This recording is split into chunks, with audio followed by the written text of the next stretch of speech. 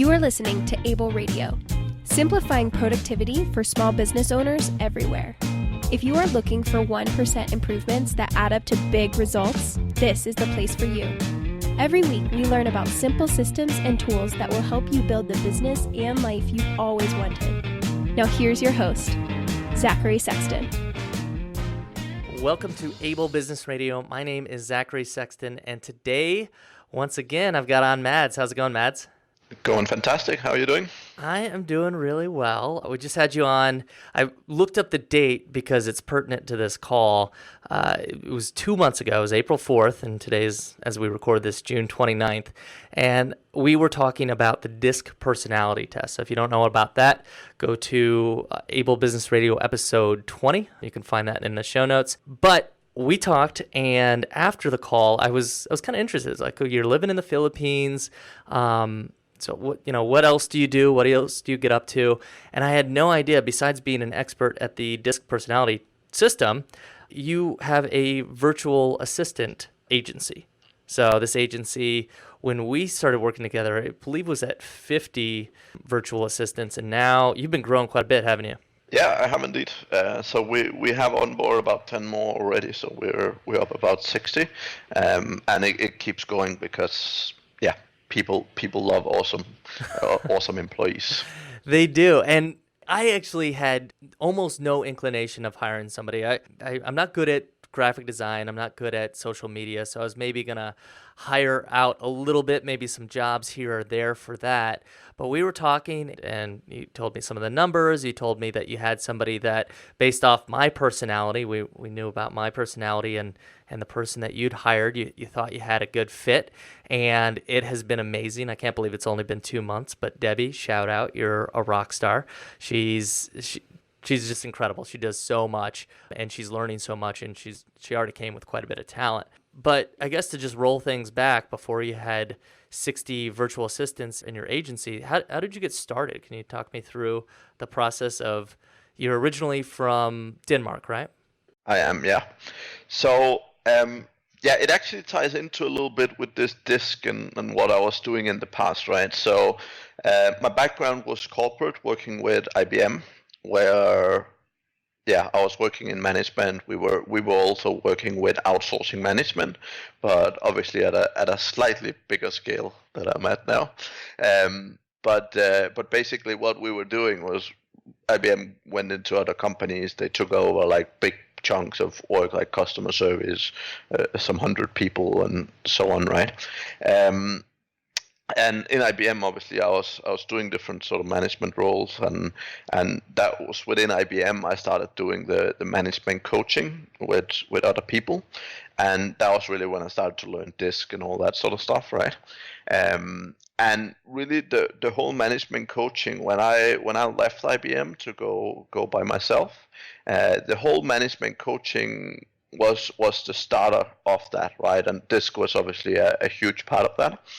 And what happened was I started doing this management coaching. Initially, I did it in the UK, where I lived at the time. But I pretty quickly moved out here to Asia and to the Philippines.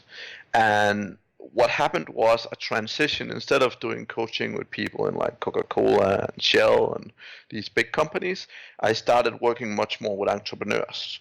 Now, they didn't obviously pay as well, but it was a lot more fun, because when I coach someone in Coca-Cola, it's not like I see Coca-Cola totally blow up, right? Whereas when I'm working with an entrepreneur with 5-10 people or something, obviously the impact that I make to his business is significantly higher, right? And I've helped a lot of people go from these 2, 3, 4 employees up to 10, 20 employees and really scale their business significantly, right?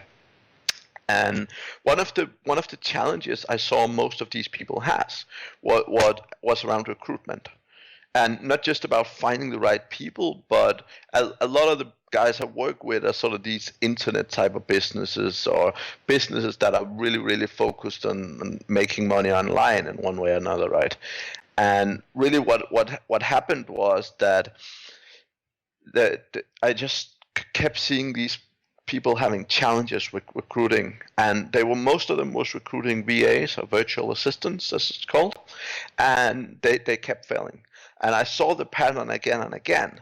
it was generally often not because they were hiring the wrong people, but this was often because it was entrepreneurs that wasn't very experienced in managing people. And first of all, if you start out initially by hiring people that are remote, that makes the learning management skills more difficult, right? So just like if you're a one-man entrepreneur band in Ohio and you hire your first employee in Florida, that's going to be significantly more difficult than if your first employee is going to sit next to you in an office where you currently are, right? Because there's a lot of just normal communication that happens when you sit together and so on, that it's just much more difficult when you don't, right? So I saw all these people really struggling with getting the most out of these VAs and finding them in the first place sometimes. And initially I started off a service where I would actually, here locally where I stayed in the Philippines, I would go and find awesome talent and match them up with people. But what really happened a lot in the beginning was the same as I had seen, that initially it would usually go really well.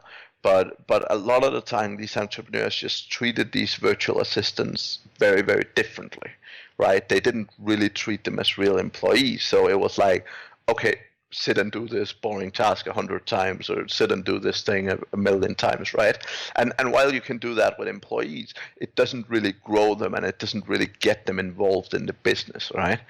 And that's really when I sort of went from that model over to the much more agency level model, where basically the key benefits of the model that we run right now is that really we help a lot with the communication piece, right? So our management team, myself and my managers here, we work with all these different VAs and we make sure that they are good, right? Because one of the challenges that you will see consistently, more so with Filipinos than Native Americans, but if you have a Filipino with a challenge or a problem, whether that's a personal problem or a sort of a work problem, that they'll be sort of generally less hesitant to go and ask their boss if they don't really feel a good connection with the person, right? And therefore when we have our team here in the office, right, we're in a situation where we can help communicate with the guys. We can sort of help close the loop between the VA and the business owner, and therefore we make sure that the business owners, not just they don't have people leave their company, but that they also get that bit more out of the actual VA and the VA relationship overall, right? And that has been a huge success since we started out with this, and yeah, it's really working 100%. really well. Those are the things that you took off my plate that made the hiring decision so much easier. Not needing to have a process, because you have a process, and I actually want to talk a little bit about that. So I didn't have to invent one or search for one. When it came to hiring, you've already hired hundreds of people in your life, so you know how to find talent. The other piece was that communication. And you and I, over the past 2 months, have popped on a couple Skype calls and have had a few messages where the communication between Debbie and I wasn't 100%.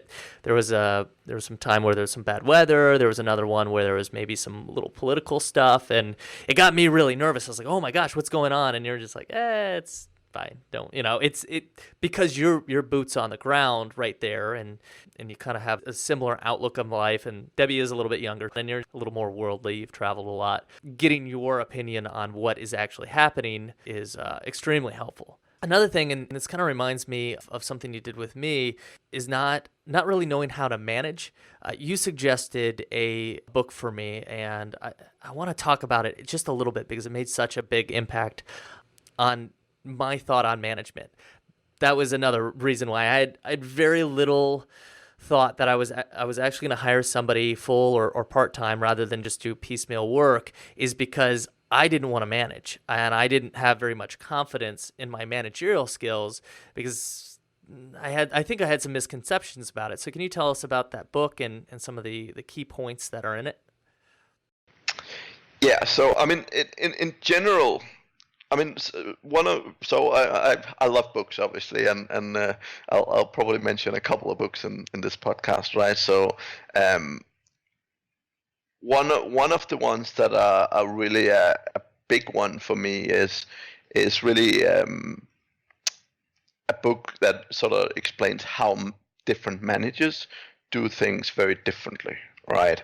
And the reason why that book is really big to me is really because everyone sort of looks up at these like Elon Musk and Steve Jobs, and they all try to be like them, right?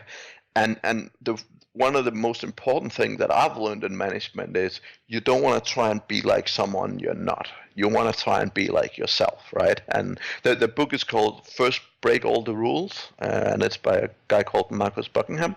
And basically what the book goes through is really how people with different personalities, and again from a perspective, right?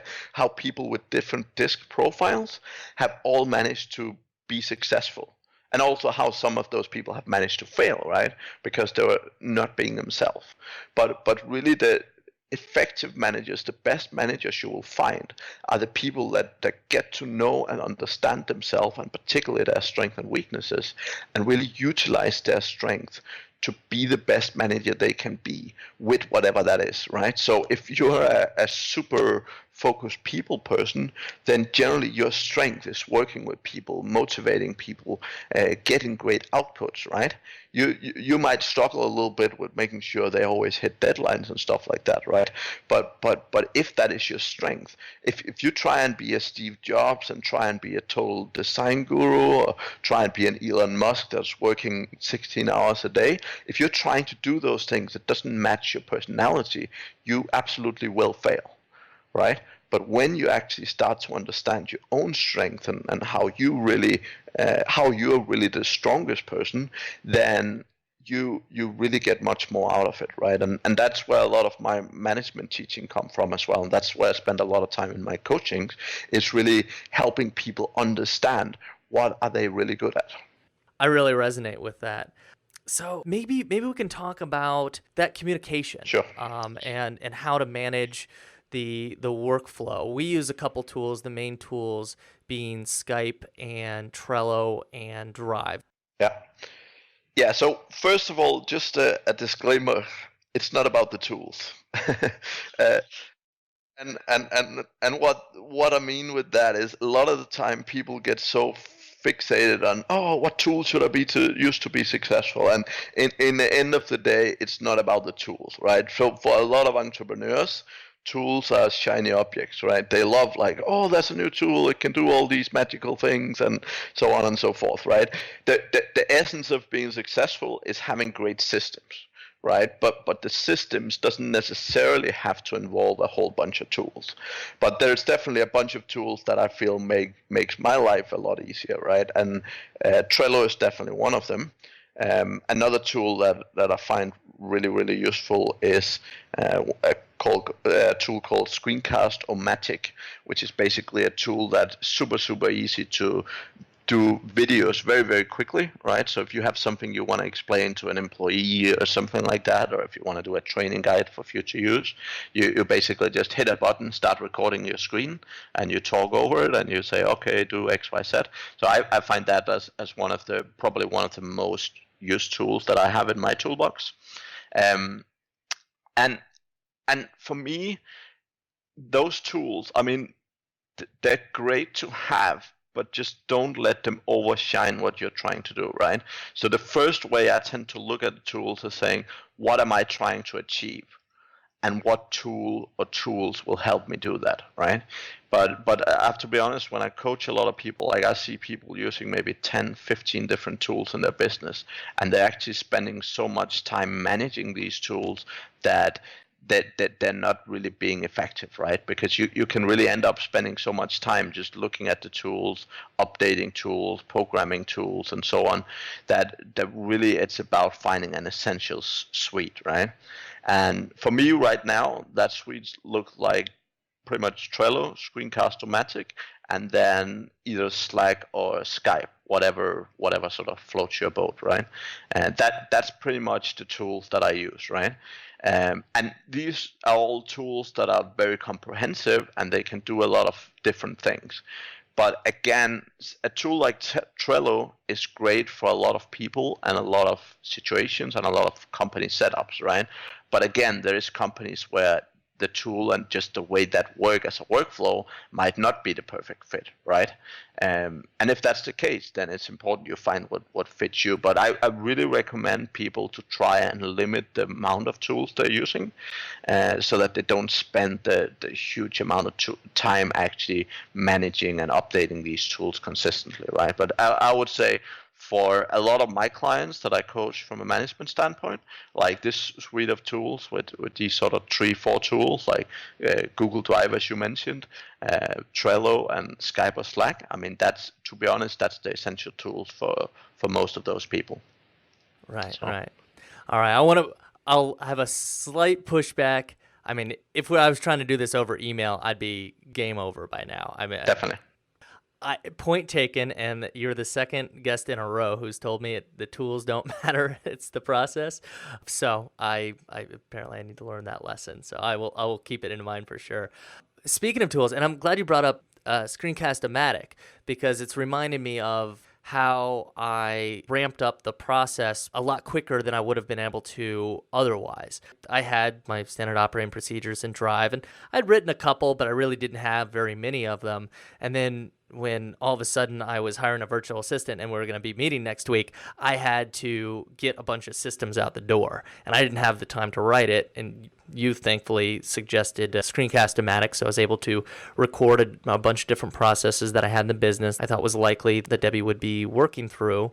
And an additional benefit is I'll still record videos and have Debbie write the procedure, and then I'll go back through it and check it out, or actually at this point she's writing some of her own because she schedules stuff in social media, and I don't actually even know how to do it until she wrote the SOP, and then I learned how to do it.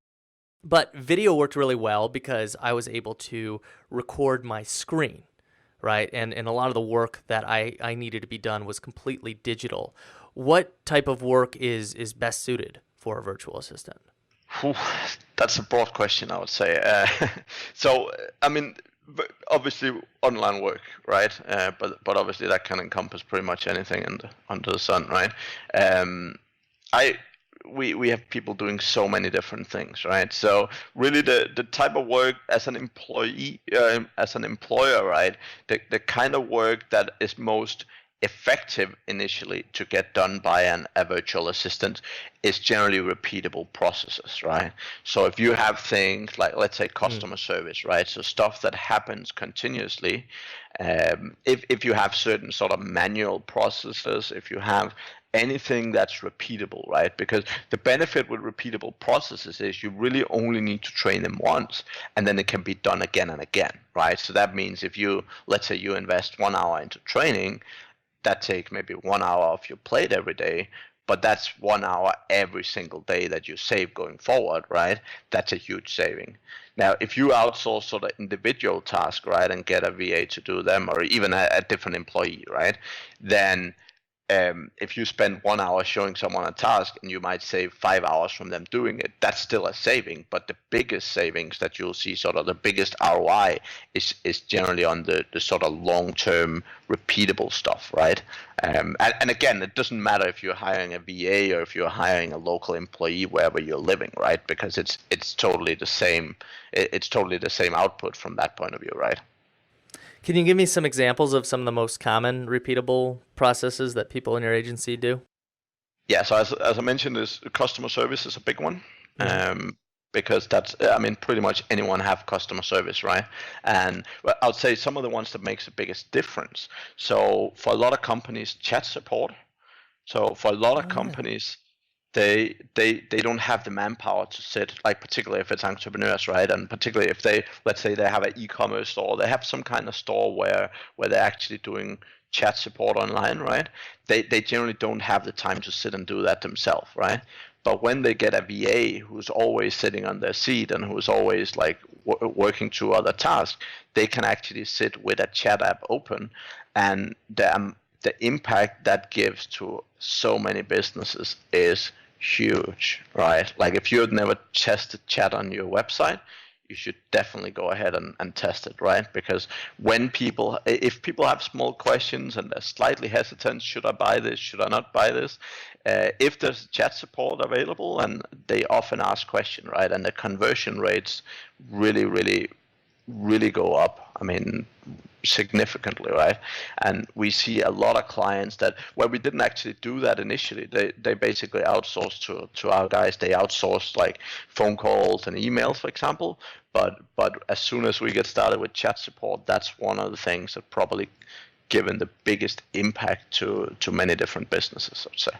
I've been seeing that a lot more on different websites, and I can very much see how that would dramatically increase the conversion rate right there. And on episode 10, if you go to zacharysexton.com/10, we talked to the founder of another software. I know it's not about the tools, but hey, I like tools. It was called Text Expander. And I use it for more of a personal software. What you do is you enter a keyboard shortcut and it pops out a lot more text. So it's easy to automate writing emails, or if you have a certain way where you label things and you always forget how you label it in your Dropbox, you can be a little bit more consistent with that. But the tool moved to a subscription service, and the business subscription service allows you to write up an answer to common questions, essentially just having an FAQ at your fingertips. So you can write up the best answer and have this knowledge base already up there, and somebody working with you could just then search the best answer and paste that right in there. So they could be doing other work and then answer the question with the best sales copy even possible in seconds, because all they have to do is use a keyboard shortcut. But it's not about the tools. It's not about the tools, man. That's cool. I really like that. So this actually leads pretty well into my next question, because if they're answering customer support, they would obviously need to know a lot about the product or service you're selling. What do you think they need to know about your business? Let's say you're hiring somebody full-time, he or she's going to be working in your business. What should be in that onboarding sequence? Sure. So again, as I go back to pretty frequently when I talk with people is, a virtual assistant is just like an employee. Right, it's just like hiring an employee. The benefits with a virtual assistant is obviously in the US, for example, like if you hire an employee, there's a lot of sort of rules, regulations, and it's not that easy to hire, and it's obviously quite expensive to hire the first employee and so on. So the benefit with a virtual assistant is obviously it's at a totally different cost level, right? But in terms of how you treat them, you will have to treat them exactly like if you're hiring an employee, right? Because that's what they are effectively. The fact that they have a name or something called virtual assistant, it doesn't mean you should treat them any different, right? So overall, you would want to teach them or tell them the same as you would tell a new employee, right? But really, the key things is information about your business, and exactly what they need to know is probably slightly depending on what you're wanting them to do, at least initially in your business, right? But generally, you want to give them as much information as possible, because just like any other employee, they need to make decisions. They need to help understand priorities. So if you give them 5 tasks, what's the most important, right? And the only way they can understand that is obviously the better they understand your business, right? And a lot of times, particularly business owners of small businesses, they struggle a little bit, because they're like, they know everything that happens, and it's sometimes a little bit difficult for them to know that everyone else doesn't, right? So if they hire an employee, they sometimes struggle with the fact that the employee doesn't automatically just know anything going on. So as you said, it's a good idea to actually start out with a new employee, walk them through your business, right? Explain to them, this is the core things we do. This is the core services we provide. This is our ideal customers. This is the kind of customers we have right now. And talk to them about the business, right? Because the better they understand your business, the more likely they are to make the right decisions when they're doing whatever task they're doing, right? So whether that's customer service or graphic design, or if they're building your website or whatever it is, right? That's really the number one. So give them the big overview, and the more you can give them, the more you get back, right? So just like an employee back home, if you can explain them more about your business and they can make better decisions, the better results you generally get out. You mentioned if you're hiring somebody in the EU or the United States or a lot of the Western countries, that there's a lot of overhead that goes with it. There's a lot of paperwork that goes into even just paying your employees. How does payment work for virtual assistants? I mean, for us, it's super simple, right? I mean, we basically just charge the client on a monthly basis one payment, and that's it, right? So they're not like, they don't need to be worried about all the stuff. Most of our payments are actually set up and happening automatically, so reoccurring payments, right? And the client can cancel at any time if for whatever reason they don't want the service anymore. But it's set up to make it simple, right? So like, since you started like 3 months ago, I don't think you've had to think about payments since doing the first one, right? So again, this is one of the headaches that we sort of help taking away, right? So it's just a question of get started, set up, and then it just runs, right? Mm-hmm. It was an automatic PayPal link, and it just comes straight out of my bank account. It's really nice and easy. You set that up. What's more common? Like, let's say I hired somebody off a site like Upwork or Fiverr. I guess you go through those platforms with that. But maybe I try to hire somebody full time from another source. Yeah. I think there's one online. There's definitely a few options, right? So I mean, in general, it's about the same, right? So a lot of the time, I mean, people are often paid by some of these online services, so either PayPal or I mean, some of them also do direct transfer to bank account, and there's an amazing tool in the world called TransferWise. And I would say if you ever do payments abroad, TransferWise is definitely the number one go-to. And Mads, it's not about the tools. It's not about the tools. I know that, but if you do payments abroad, then I mean, you can do it like PayPal, for example, is great, and there's a lot of good tools. But yeah. But PayPal takes a cut though, so that wires are nicer. Every tool takes a cut. If you do a wire, your bank will be happy to relieve you of some of your money too. But basically, this tool TransferWise is at a totally different level. And is it Wise or Wires? TransferWise. Oh, Wise, ISE. Okay, cool. Yeah. So, yeah. What does the hiring process look like for you guys? And we've been saying agency. Does it have a name? Is it Mads Inc. or?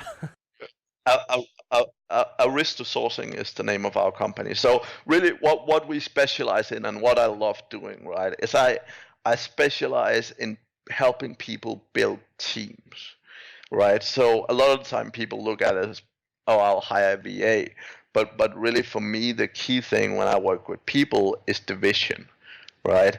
I don't want to help people make $50 extra a month or a couple of $100 extra, right? I want to help them build a business, right? That's what I do with my coaching, and that's also the vision of my VA company, right? We want to help them build a business, and literally what we physically do here is we actually have like a bunch of small local offices, right? So we have a large office environment where we basically build these small offices so that a team working for one client can actually sit together as a team in one office, right? Rather than necessarily sitting amongst a pool of people, right? Which basically means we give them much more of an office feeling and a lot more of a sort of team feeling when we have a client that have several VAs, right? And we have, I mean, our biggest clients right now have grown up to 10 people, right? So they started out with one, and they now actually have 10 full-time people working for them, right? So that's really the mindset behind what we do. And the onboarding process for us is really about going through the sort of needs. So similar to what we started with you is sort of saying, what are you doing right now, right? What I want to know is, where do I feel we can make the biggest difference for your company? So where can we add the most value to what you do today, right? Because that's what it's all about. So where can we save you the most time? Where can we help you make more money? So one of the things we do a lot of is lead generation, for example, and for me, it's always about how can I help you the best way, right? Obviously, saving time is great, because that one of the challenges a lot of founders have is they don't have time to do the stuff they really need to be doing, right? And saving time is obviously extremely helpful in that regard. But generally, like, what can we help with that makes the biggest difference for your business is really what I tend to focus on when we're on board. And then go through, I mean, sometimes I ask them for a task list or just talk me through some of the most common tasks they're doing and so on. And that's really that's really the onboarding process, right? And then when I get a good overview of what they need help and support with, then I go out and look at my team and see if we have someone there right now, or if we need to bring someone else on board that will fit that need, right? But that's basically how I onboard All right, clients. so you find the skills and the talents needed for the particular person you're working with, and then you go out and look for that person. And then when you're looking for that person, skills is one thing. Are there any other areas that you look for the virtual assistants that you hire? Yeah, I mean, so in general, right, my philosophy here, as in anywhere in life, is really I look for people with the right mindsets more than anything, right? So obviously in a lot of places it's very much like, oh, what's the education and what's the resume look like, and most people that do failed hiring, let's say it that way, usually it's because of a great resume that doesn't really have what you would expect in the back end of it, right? And basically, with my background and all the recruitment I've done throughout my career, that's really what I'm good at, right? I find people with the right mindset, the right mentality, and obviously they need a certain amount of skills, but a lot of things are not that complicated, right? Like if we look at customer support, for example, I would much rather have someone that's totally awesome at customer support, even though they haven't used the tools previously that the company is using, right? And that's really because teaching someone how to use a tool like Zendesk or teaching them how to use a customer service tool is not difficult, right? Just because you have a candidate that have used that in the past, if you pick a candidate that have that skill over someone with much better customer service skills, that's not a good trade-off, right? So you really want to get the right person in, and that's really what I focus on in my hiring, right? Are there some specific questions you ask? Because it seems hard to, I don't know what people's mindsets are. How do you get in there and figure that out? I look for people. The number one thing I look for is people who are honest, right? So one of the things that used to be very popular in the sort of interviewing industry is all these questions of what's your weakness and so on, and I love those questions, right? Now the thing is, with my experience and with my understanding of DISC, for example, I'm very good at seeing through people, right? So when you ask what your weakness, and 95% of candidates tell you, oh, I'm a perfectionist, right? Because that's what they've heard they should answer. I 100% very quickly see if that's bullshit or if that's a real answer, right? Now, reality is the people that give a great answer to that question is in many cases a great hire. If someone like gives you a really honest answer and say, hey, sometimes my temper just runs off with me, right? I've worked in a few different companies. Sometimes I just get really pissed off or really frustrated, and I know it, right? I know this is how I deal with it. So when it happens, I usually go take a break. I go meditate or whatever the solution is, right? But someone that gives you an honest answer like that is someone I love working with, right? Because one, it shows you that they know themselves, which is absolute key, and two, it shows you that they're not afraid to be honest to you, right? And again, that's obviously a huge strength, right? You want people that if they have a problem, if they don't know what to do, you want them to tell you, right? And if they're in an interview stage, if they're not afraid to be honest and direct with you, for me, that's an absolute key thing, right? Secondly, I look a lot at DISC, right? So obviously I talk a lot about DISC in my day-to-day life and with the people I coach, but I look a lot at DISC, right? So for me, finding people that have the right DISC profile, both in terms of what they're going to do for that client, but also in terms of what is the kind of personality needed for that specific role, right? So if you're the client, if you're a very people-focused person, right? If what you're looking for is help from an accountant, I'm not going to go find a people-focused accountant because they will generally not be a good accountant, right? So I'll go and find someone that obviously is comfortable enough communicating to you as a very people-focused person, but I'll still go and look for someone whose strength and whose play is really the detail-oriented and great with numbers and that sort of stuff. Yeah. I want to bring back up that book that you mentioned at the top of the interview, First Break All the Rules, because it starts, well, one, it's just a very, very well-researched book with not research, but meta-research on all these different studies to know how to create the best environment for all employees. And it's been my Bible for making sure Debbie is doing well.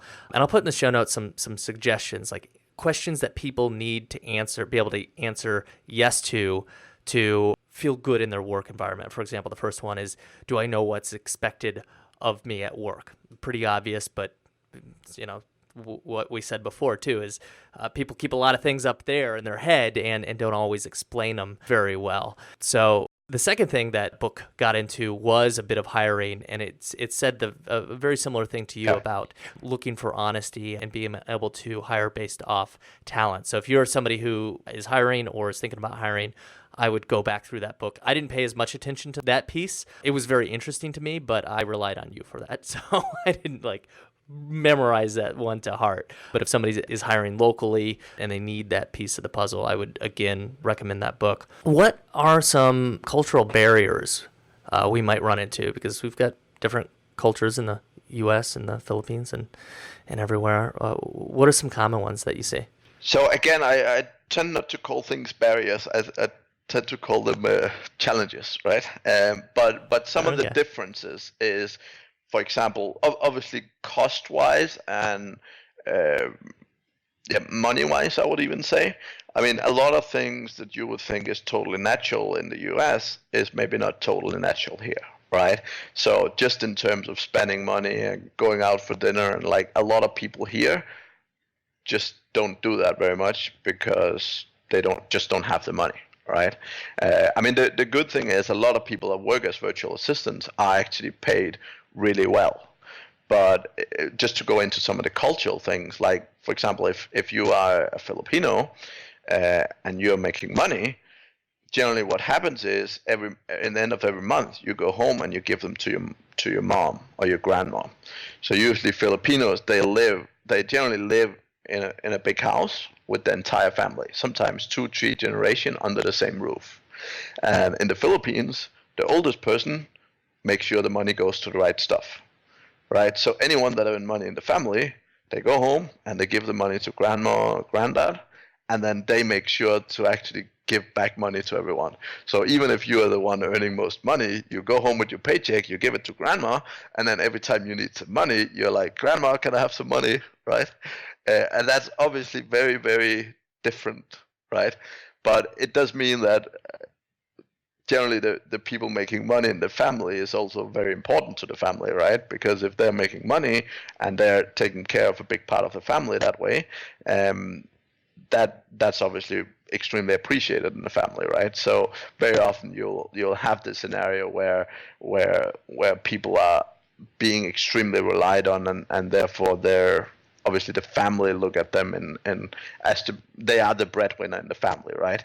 And that means something very different in the Philippines than it would mean back home, right? Because back home you can be like, oh, okay, listen, I'm okay if I make a little bit less money because I can save a little bit, right? It doesn't really work like that here. If you choose to take a job that's less paid, it's your entire family that would need to live differently, right? So. Oh wow, yeah. We're talking about. I didn't realize that piece of the puzzle, but we were talking about that exact thing last night, and how from a motivation standpoint, it's really good. You'll have first you hire for trustworthiness, and second, as a breadwinner of the family, they're very motivated to keep doing a good job. I think some people, and I didn't have this question on the list, but I feel like some people out there listening might have some reservations because the price, and I won't say numbers on the air because they're likely to change, the price is significantly lower than we'd pay in the United States for full-time or part-time employees doing the exact same work. And it may feel like to some that you're taking advantage. What would you say to those folks that feel that way? So actually, just to go to some of the sort of concerns people often have, right? So very often when I work with entrepreneurs, they're like, oh, but I already have one employee and I don't want to let go of her or him. And very often, like, for the entrepreneurs back home that already have staff, right? The way I look at that is great. If that staff is doing stuff that can be done significantly cheaper, then you don't necessarily need to let them go, but you can get them to do more valuable work, right? So if you've had staff that have worked with you over a longer period of time and know your business well, right? Just because you hire someone that can do a task they do a lot cheaper, that for me, that's an opportunity for growth. That's an opportunity for you to find some other way where that person can actually contribute to your business to help grow more sales or grow more customers and the likes, right? So that's sort of one of the things, one of the hesitations that I actually often hear quite a bit about, right? The other thing I would say in sort of in that regard is really looking at the world, right? So a lot of stuff the virtual assistant end up doing is very basic stuff, right? And again, as I said, I mean, if you hire a virtual assistant in the Philippines, that's generally a really good job, right? I mean, if you, let's say here that you work in a supermarket or something like that, right? Now, a lot of people here working in supermarkets, they don't work like 8 hours a day, right? A lot of the supermarkets here, they might work 12 hours a day, 28 days a month, right? That doesn't mean, that means they don't have weekend off. They have 2 days off a month, right? Working 12-hour days on the other days, right? And they might still only make $200 a month, right? That is very, very different than back home, right? So generally the people that work as virtual assistants are paid better, right? They generally are paid better. And obviously they need to a bit more computer skills, right? Often when you look at the very basic people that do the sort of supermarket jobs, right? A lot of the time that's people that don't have a lot of education and don't have a lot of background and so on, right?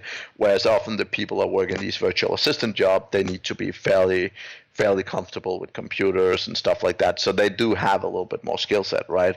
But they are generally paid better, right? And that's also one of the things. I mean, if you actually pay a virtual assistant, you're actually helping them live quite comfortably, even though the salary and so on is significantly less than it would be back in the US. I heard recently that 250,000 people a day are being lifted out of abject poverty, and I think a big piece of the puzzle is that this arbitrage that we're able to have right now between developing countries and countries that have been doing it better. When I heard that, I felt a lot better. Not that I felt bad in the first place, but I felt a lot better about the decision because I'm helping somebody live a better life than it sounds like otherwise. And you said computer skills. I'm actually kind of curious. Does everyone in the Philippines speak English? Because that's kind of a language skill that not everyone might have. Majority of people, so English is the national language here, right? They also have their own local dialects and so on, but English is the national language. So everyone generally speaks English at some level. Obviously, again, there's fairly big difference between what that level is, right? So obviously, like the people we hire is generally people that communicate very well in English, right? But definitely not everyone that speaks English to the level you and I do. But the benefit here and the reason why Philippines is the capital for outsourcing is because the English level here is just so much higher than in all the other Asian countries, right? So. But just to go back to go back to one of the previous points, right? So a lot of the time, like I meet a lot of Americans, particularly, that are very like, oh, we shouldn't move jobs out of the U.S. and we should hire locally. And again, the thing for me is like a lot of the time, the stuff they get virtual assistants to do is very, very basic stuff. Right, so it's often like it could be simple copy pasting or very simple research sometimes, right? And the thing is, if you have people doing that at a US salary, right? From my point of view, that's really wasting company resources, right? Because if you have someone sitting copy and pasting data from ordering database into an order system or something like that, right? You can really spend your company resources significantly better.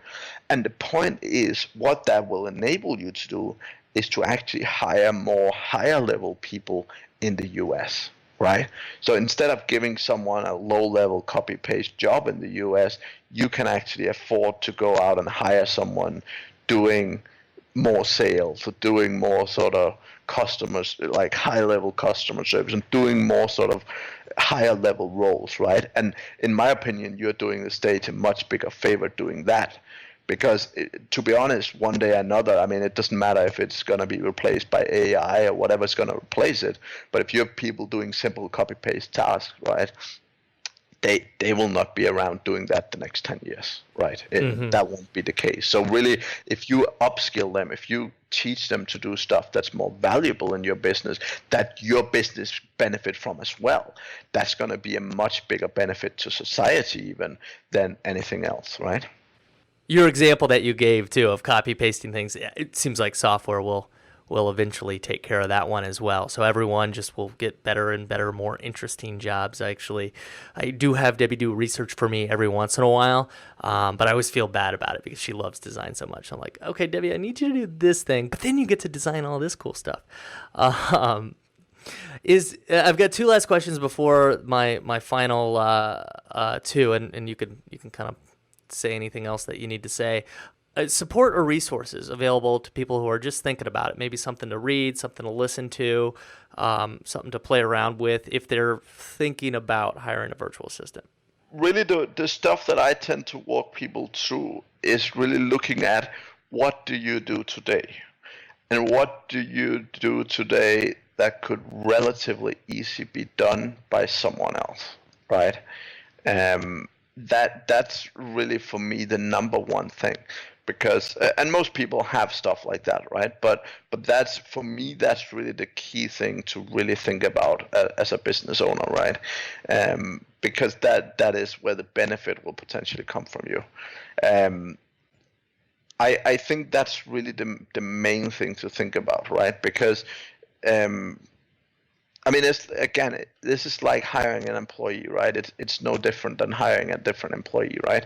So it's much more a question of sort of saying, do I have the capacity here? Do I have a lot of stuff? Like, if I had someone doing 3 of these things that takes me a lot of time, would it enable me to grow this business significantly, right?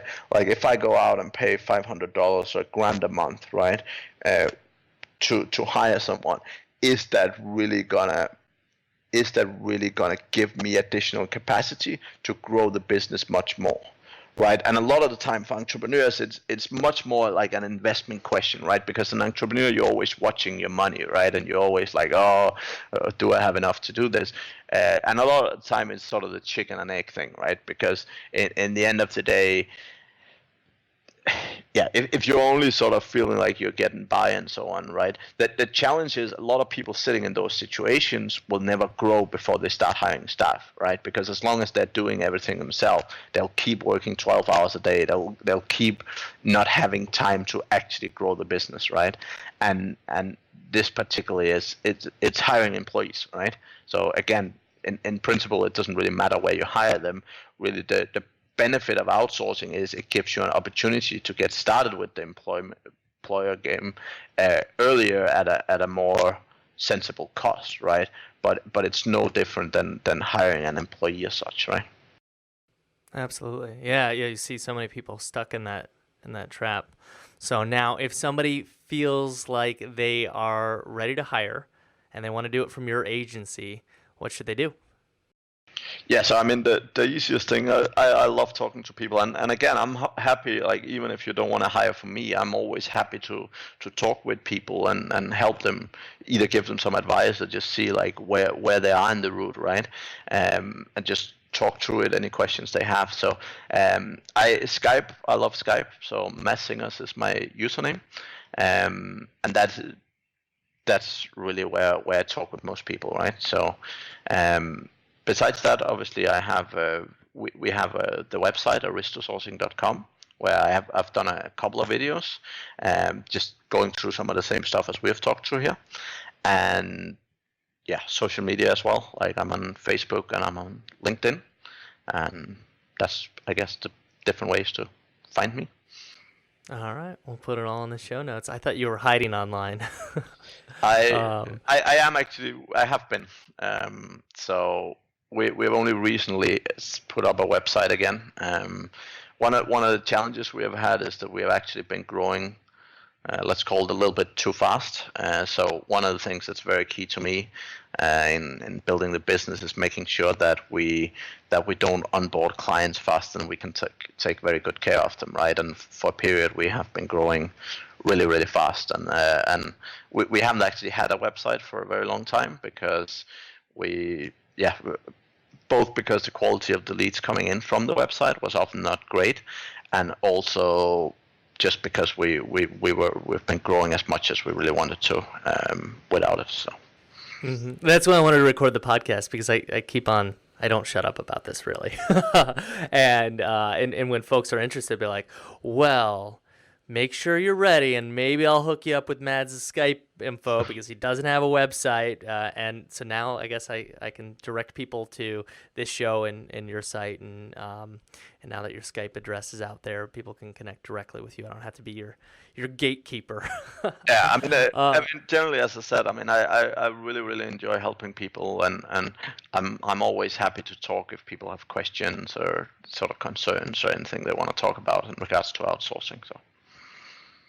Yeah, and I testimonial here. Like it's been such an easy process, 100% because of you and the communication that you've had and the person that you helped me bring on board, and it's been wonderful. So thank you so much, Mads.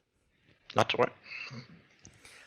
2 last questions. Book and tool or resource. So you said you liked books. What has been one of your most influential books, and why? Oh, do I have to pick one? No, you can. Okay. So obviously we mentioned one already, so I won't waste a pick on that one. I love a book called "What Got You Here Won't Get You There" by Marshall Goldsmith, I believe. And basically, what that book is about is a lot of the time people tend to really focus on their weaknesses. So let's say I am a very aggressive guy. I'm not, but in case I was, right? If I'm a very aggressive guy and I've achieved a certain level of success in my life, what a lot of people do is they assume that the success they have achieved is because they're a very aggressive guy. And what they do is they say, well, if I want more success, I have to be even more aggressive. And a lot of people, and to be honest, when you're in the situation, it makes a lot of sense. But when you look at it from the outside, it's obviously totally the opposite, right? And really, for me, that book was an eye-opener at one point, where really I learned to understand that you're not necessarily where you are because of your weaknesses or things that are necessarily you. You might be where you are despite that, right? So even though you might be a very aggressive person, you have still managed to succeed, right? But that doesn't mean you have succeeded because you're aggressive, right? So the book focused very much on specific behaviors, and obviously, if you're a disc nerd like me, it's a super book, right? And it's generally very, very good at sort of looking at yourself and looking at your behaviors and how you can sort of change. Then there's another book that I absolutely love called "Talent is Overrated," and the concept is pretty simple. Talent doesn't exist, right? And what that means, a lot of the time people look at these musicians and they look at these football players or whatever, and they're like, wow, that guy is so talented. And basically the book goes through and really goes through a ton of research, and it basically shows you that talent doesn't exist.